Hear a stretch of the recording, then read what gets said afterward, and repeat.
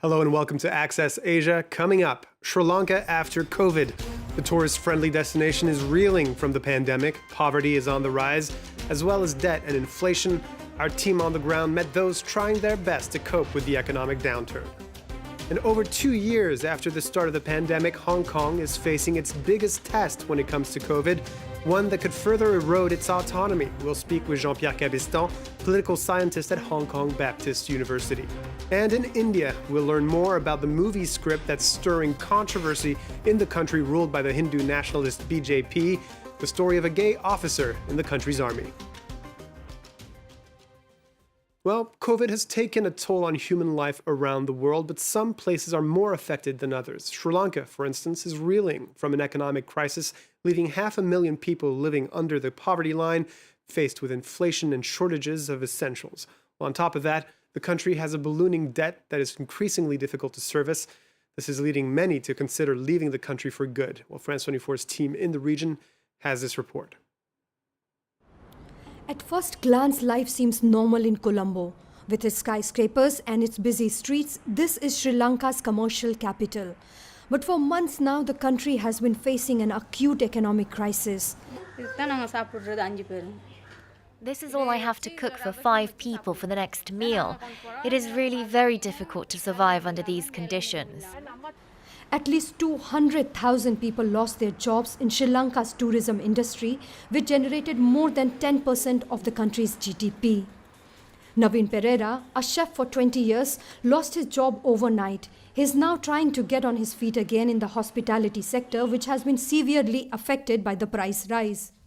Normally in a restaurant, we have menu cards, brochures, leaflets, where we go out and do advertisements, So once we print that, the next thing you know is the prices have gone up. So what happens? Then we are in loss. Since the island reopened its borders, tourists have started coming back, but Sri Lanka is still far from recovery. For several months, food prices have surged and inflation has just hit a record high at 25%. It's primarily due to depleted foreign funds and poor harvests. Last April, the government banned the import of fertilizers and pesticides without any notice. It was revoked later, but the ban had a devastating impact on crop production, which heavily relies on agrochemicals, leading to a surge in food prices. It's gotten out of hand. I can only buy a handful of vegetables with €5. €5 in this tiny bag.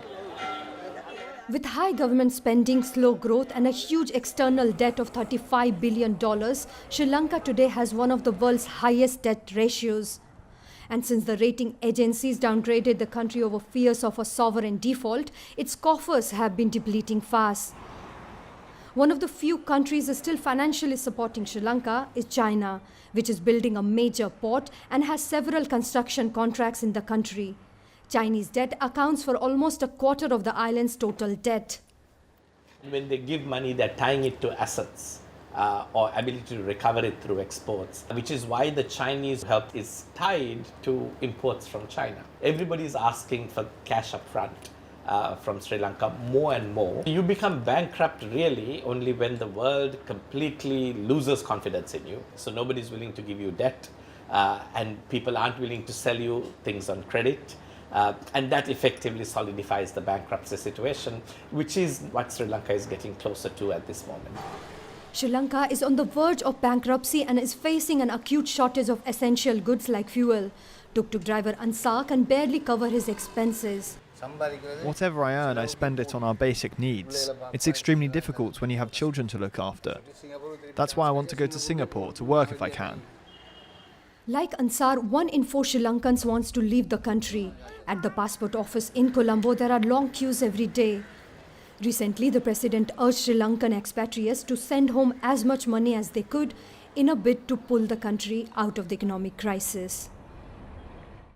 And now to Hong Kong, which is facing its toughest test yet in its dynamic zero-COVID strategy, a strategy defined by hard borders, meticulous tracking, and the use of centralized quarantines for positive cases.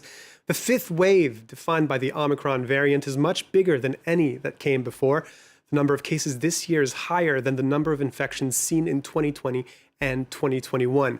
And the city's health system is under stress. Lack of hospital beds, inadequate testing capacity, and quarantine centers that are struggling to keep up. But this is more than just a health crisis. It's turning into a political one, too. Well, for more on this, let's turn to Jean-Pierre Cabestan, a political scientist at Hong Kong Baptist University, who's joining us from the Special Administrative Region. Thank you for joining us, Mr. Cabestan. First off, can you give us a quick sense of what life is like for you over there? Well, we have in addition to the new wave of Omicron, we have a cold front. So the temperature has dropped very, very significantly in Hong Kong to 8 degrees Celsius, which is very unusual in Hong Kong. So people are freezing, and which adds to the misery of all the people waiting in line to get into hospitals to find a bed. The mainland is extremely worried about seeing this explosion of cases on its doorstep. Xi Jinping actually gave personal instructions to handle the crisis, saying the local administration has to take on responsibility. Well, the only other time that the Chinese leader spoke directly about a local outbreak was in Wuhan at the beginning of the pandemic. What does this mean for what's left of Hong Kong's autonomy? I think President Xi Jinping has really directly criticized the Carrie Lam administration in Hong Kong. You know, the election of the next chief executive has been postponed by 42 days. It should have taken place in March. It will take place in May. And it puts also a lot of pressure on Carrie Lam, who has not declared yet whether she will be candidates to her own succession. And we can see also the central government interfering more and more in Hong Kong affairs via its liaison office, and the head of the liaison office in Lo Huining is really now the backside driver of Hong Kong political affairs, and giving instructions himself about how to behave, how to prevent the COVID virus to propagate in the community. So we can see this new wave being the occasion for the authorities and central authorities to become much more hands-on as far as the fight against the virus is concerned. And maybe one last question quickly. Hong Kong bills itself as Asia's world city with a high expatriate population, but we're also seeing a record number of departures, actually over 27,000 last week. And can it continue to be this international trade hub while having this extremely restrictive approach to lowering infections? Hong Kong is in a dilemma now because the priority was clearly to open the border with mainland China and to favor, the integration of Hong Kong into what has been called the Greater Bay Area, as opposed to reconnecting with the rest of the world. And now, actually, the situation is a no-no situation. Hong Kong cannot open the border with mainland China, neither with the outside world. So we are really in dire straits now in Hong Kong, and I don't know how we can solve the situation. But for the time being, there is no light at the end of the tunnel because there is no clear vision, no clear policy, no clear strategy for how to get rid of this fifth wave of coronavirus in the community. Well, Jean-Pierre Cabestan, thank you so much for joining us here on France 24. And we'll move on to our next item, still related to COVID. Australia was another country that initially opted to close its borders in order to stem the flow of COVID infections. But the country has gradually changed its tack. And this Monday, for the first time in close to 2 years, vaccinated tourists were allowed to arrive at Sydney and Melbourne airports and were finally reunited with their loved ones. 724 apart, and he's my only son, and I'm alone, so this means the world to me.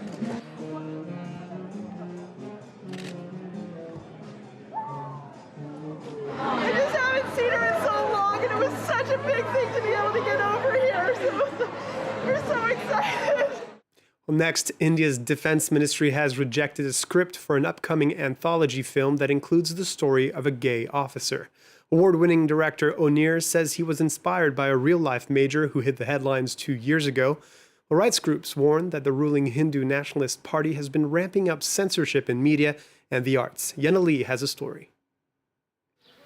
O'Neill has finished the script for We Are, but his next movie is stuck in red tape even before production begins. India's Defense Ministry has refused to give him the all clear. The problem, his portrayal of a gay man in the army. course, I'm very, very disappointed because also as a filmmaker, it's my job, it's my definition also to question. And I feel that in any democracy, no one should be beyond questioning, be it any institution or any individual. In 2020, India's nationalist government advised filmmakers to seek approval from the Defence Ministry for any stories concerning the army, a move that free speech campaigners described as Orwellian and unconstitutional. One of the characters in Unir's upcoming project was inspired by Major J. Suresh, an ex-officer who went viral with his public blog post entitled Out, Proud and Liberated. Stories like the one O'Neill wants to tell really humanize the community. And I think it's really important for these stories to be told because they begin conversations, whether good or bad, about the way people are and about the way they love. We Are is supposed to be the sequel to I Am. That was an anthology on marginalized people that had a gay storyline. It picked up the National Award for Best Hindi Feature Film in 2011. Through his body of work and on social media, O'Neill has been vocal about LGBTQ rights. In 2005, he picked up international prizes for My Brother Nikhil, a film about an HIV/AIDS activist in the early 90s.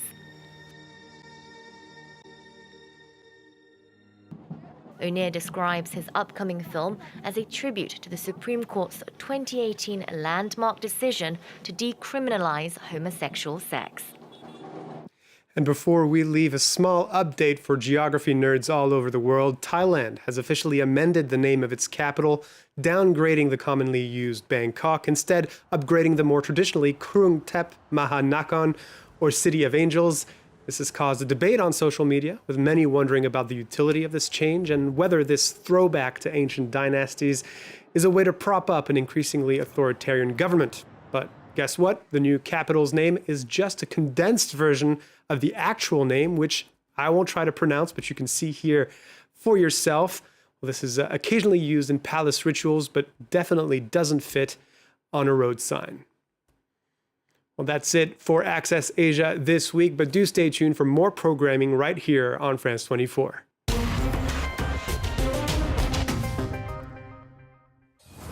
They observe.